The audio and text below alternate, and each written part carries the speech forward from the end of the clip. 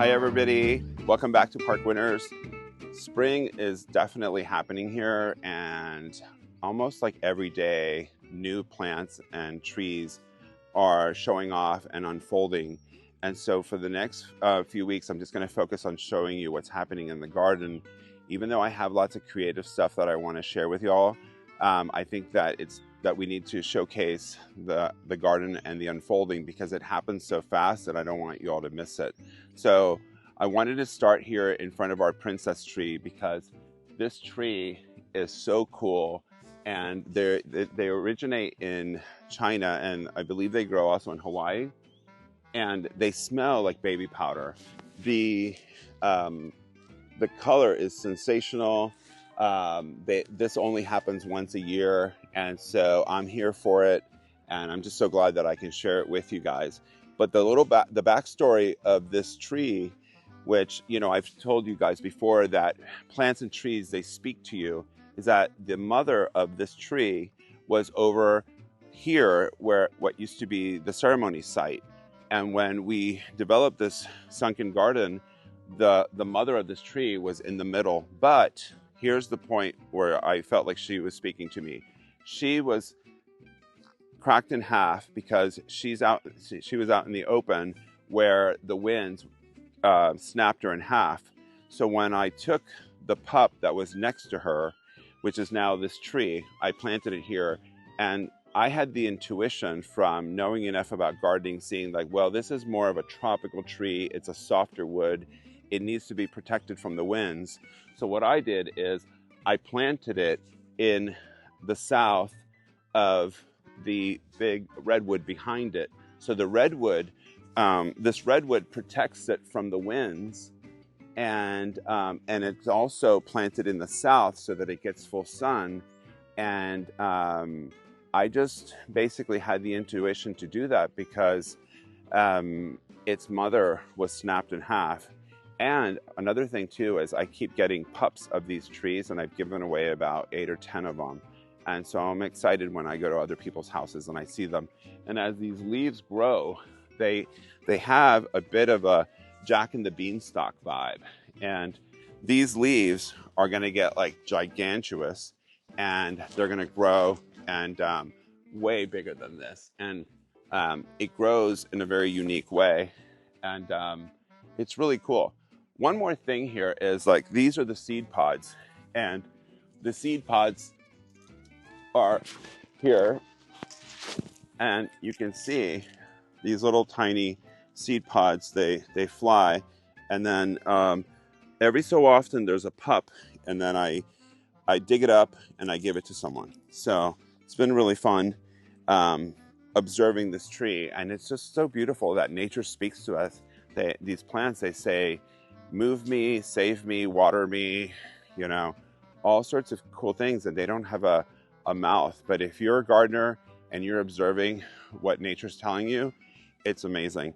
And look at this, look at these blooms up close. I kind of feel like they're in, you know, like a catalpa. Those are white. And then look at this. This is just amazing. And they smell like baby powder.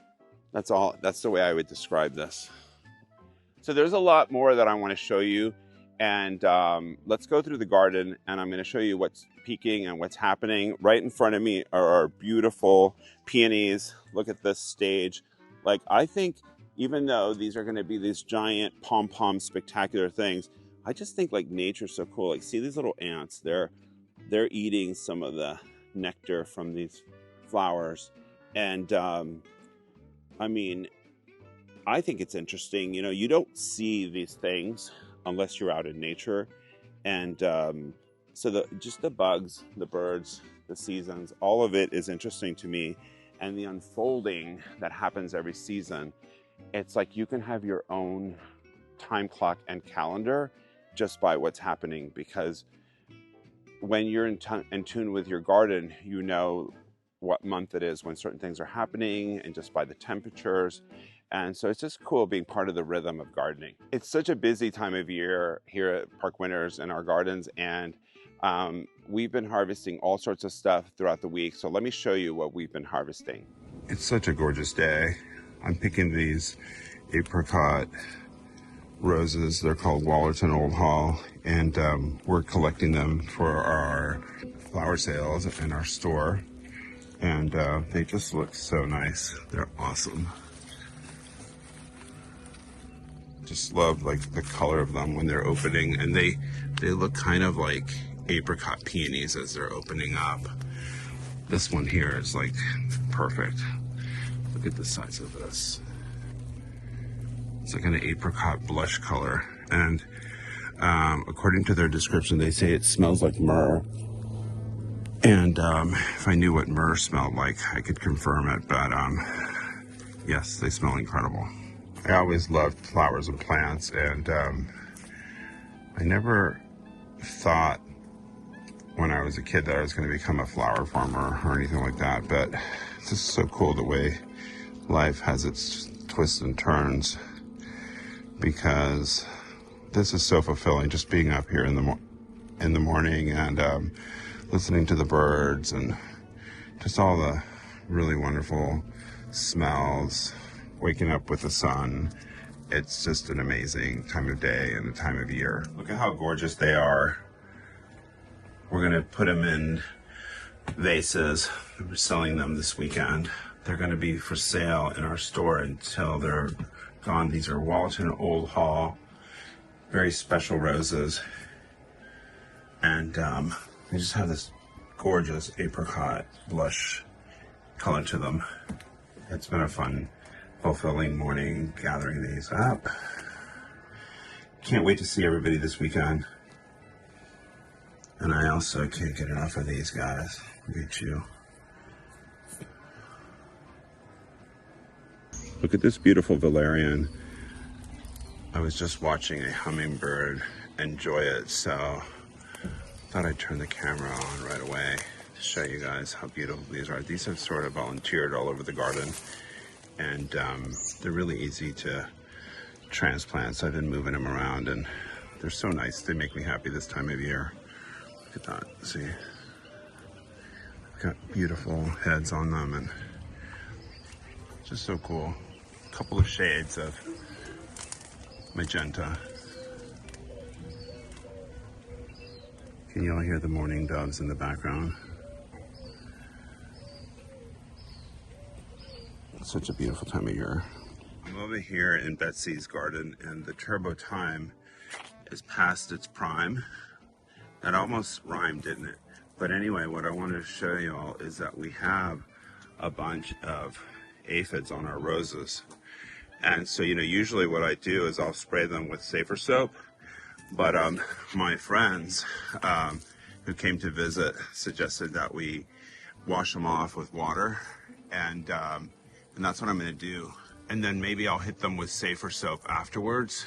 We do have some ladybugs, but I don't think we have enough to like combat this. I'm going to help these roses by rinsing these off with some water.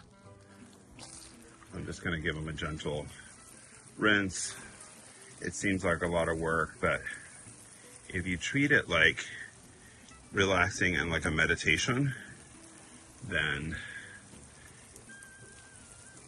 it's all right.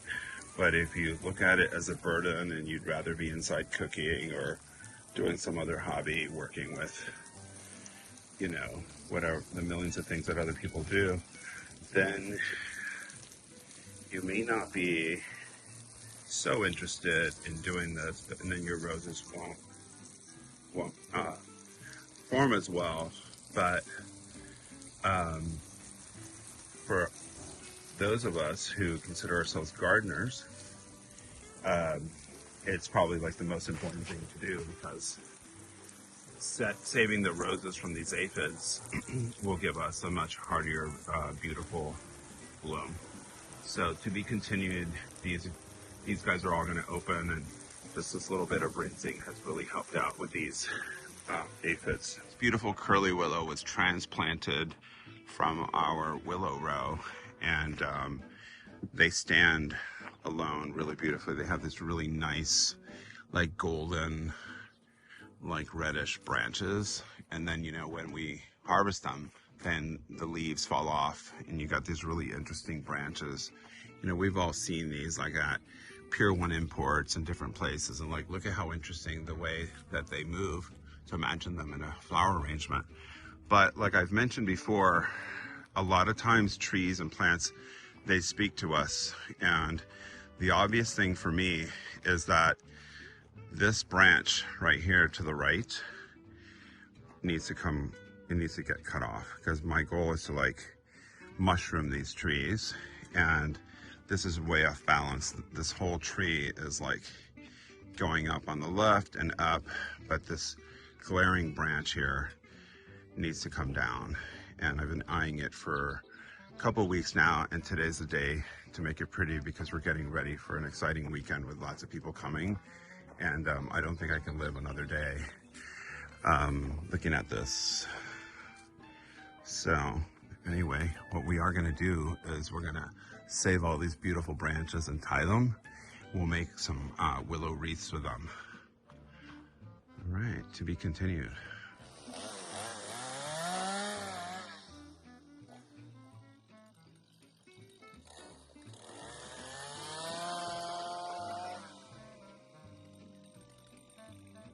There we go. It already feels a lot better. And I still have like all these like little low branches that are like dipping down here because I want to make it even. And when I transplanted it, I put the branches that are dipping the lowest, which used to face south, on the right. And now to even out this tree, I faced the north part facing south, so that it'll start growing this way, and it's going to be like a giant mushroom. So this is a beautiful curly willow, and it's not quite done yet, but can you see how just removing this one branch and just sort of like, they speak to us, you know, they say move me, cut me, water me, save me, and it's kind of the way I see it. So it's really awesome.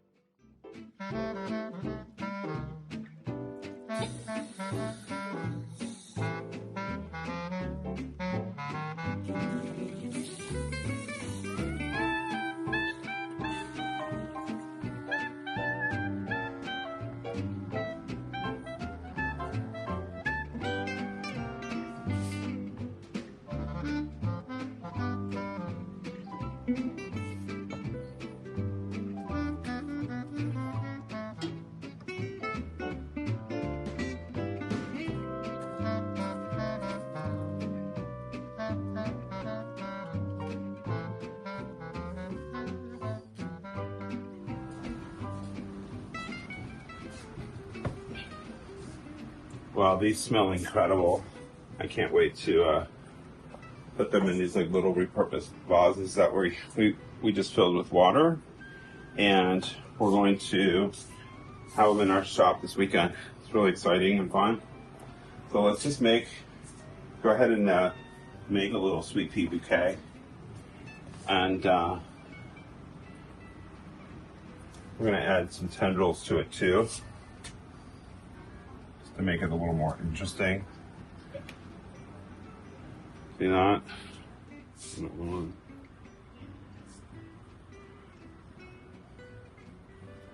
What's cool is usually when we buy sweet peas, they don't come with tendrils. So because we have them here on the farm, we can actually add them, and like, look at these like little fun poetic spill-offs. So, you know, the same theory goes whether you're making a big or small bouquet, that is that you have fillers, thrillers, and spillers.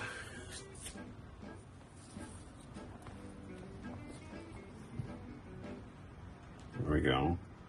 Got a nice little dance of color. So, you know, when you're working with flowers, my only advice to people is to connect with your inner flower and like let it speak to you. So just kind of cut them. If you cut something that you don't think works, just throw it back. But look at that, it's not so cool. It's poetic. It's the way I see some of these things that sort of flop over. Here's another one. It's almost like telling us like the story of spring. So what I advise is that you get the tendrils in first, because the tendrils be hard to insert after, and then just add like your flowers as a like little jewels, you know, and let it speak to you. Let your inner flower channel make beauty, you know. And it's really hard to screw up with nature, because nature is hard to imitate, and it's also hard to mess up when you have like something gorgeous like this. Look at these tendrils.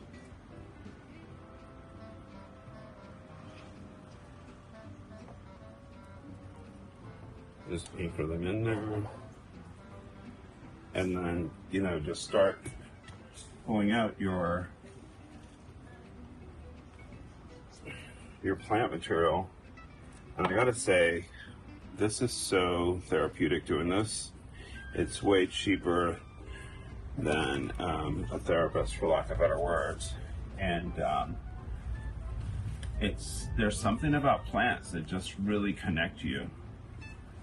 And it really is amazing. And it's no surprise why gardening is America's #1 hobby. Just gonna add a few more to this. See, they speak to you. They'll say, lower me, move me, get rid of me. all the signs, but you know, they'll guide you. You know, there's a balance. If you put everything at the same height, it's not as interesting as if you had short, taller, a spiller. And this is asking for another spiller over here to kind of balance itself out. So I'm gonna stick this one on this side like that. Look at that. Isn't that gorgeous? So I think it's just asking for maybe one more bump of these flowers. There we go.